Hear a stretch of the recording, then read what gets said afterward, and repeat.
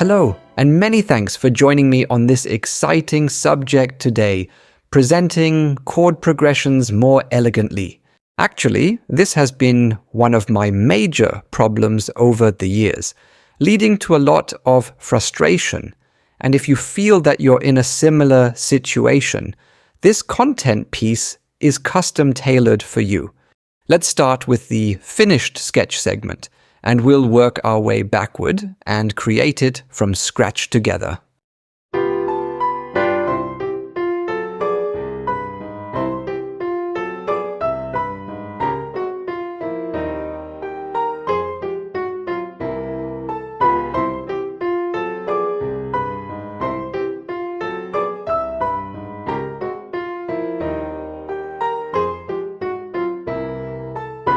I like these bars a lot. And for what it's worth, they remind me of The Nutcracker by Tchaikovsky. Anyway, I want you to answer a simple question. What chord progression did you just hear? I know that most of you will go back to the score and have a deeper look at the actual notes, and that's fine if you do. I'll do that for you right now. And this just shows that it was not a generic chord progression you've heard a million times and know by heart. The reason for that is that I started with lines, not chords. Let me break things down for you. Here's the top line.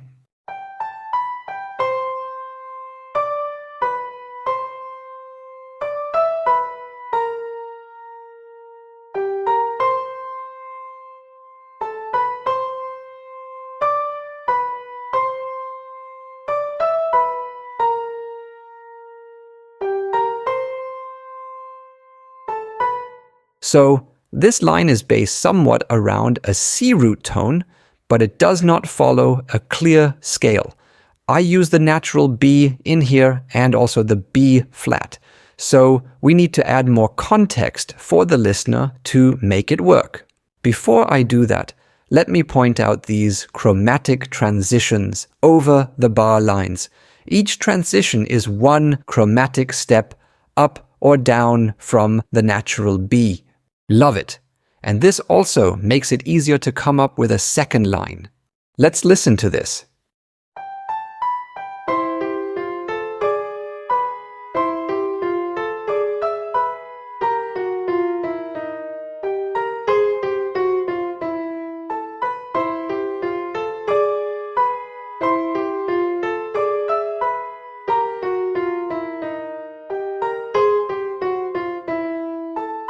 The second part complements the first line rhythmically. Whenever one line rests, that's an excellent opportunity to let the other move. It's like listening to a transparent conversation. Let's focus on the bass next. I want to add root tones only to strengthen the upper lines in terms of harmony and their vertical context.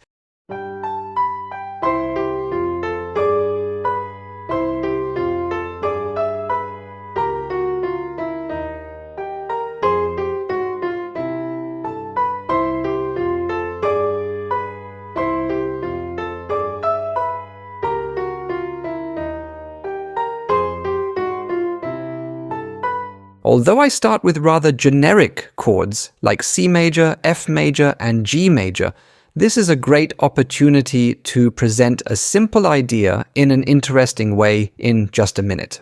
This spot down here is interesting to mention because I brought the natural B in the melody one chromatic step down to the B flat.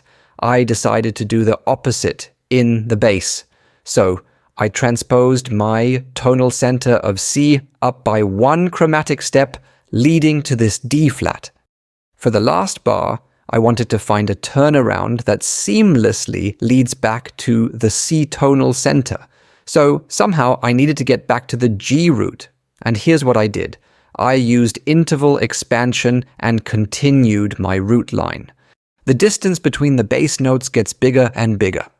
Admittedly, I changed the direction of the 5 interval and went down, which elegantly brought me to the G root tone. Let's come back to our initial example.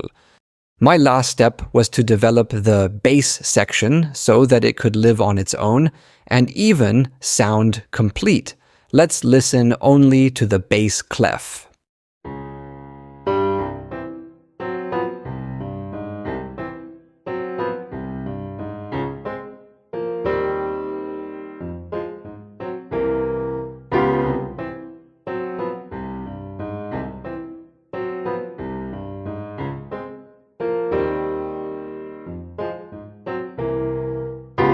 And again, this is how it all sounds together.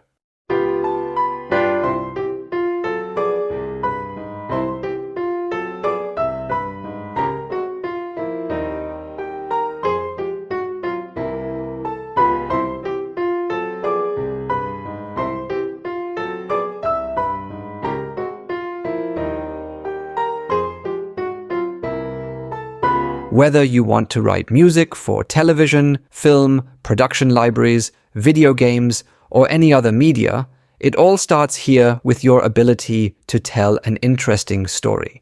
If you're new to this channel, my name is Frank. I'm a professional composer and co-founder of the Music Interval Theory Academy. And if you find yourself trapped in writing generic and boring music, I can offer you a ticket out. You find all the information below. Many thanks for your time, have a wonderful rest of your day, and best always,